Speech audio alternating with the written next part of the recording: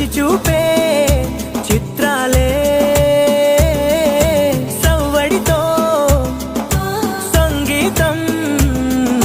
పలికించే సెలయేళే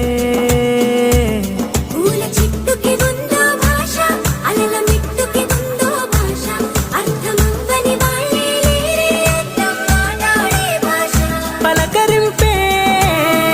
పులకరింపై పిలుపునిస్తే